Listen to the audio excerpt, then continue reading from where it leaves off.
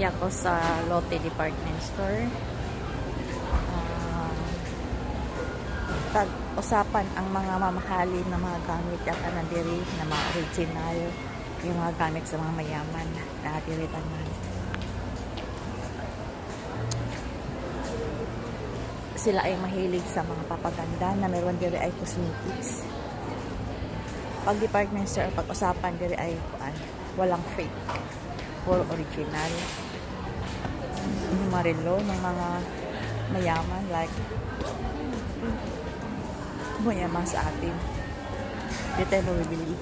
Nandito lahat ang mga product na nakalipong sa presyo. Ang isang kantidad ng bahay ay isang items lang. Like yung rado na bilo. Tapos dire ay bawal mong videohan o picturean ang mga tao. Tapos i-post mo sa social media. Makulong ka at saka mag-penalty ng malaking pera. Ito yung product na paborito ko. Kaso lang yan lang. Di pwede i-focus ang mga artists kasi ay makasuhan ka. Pwede lang saglit-saglit.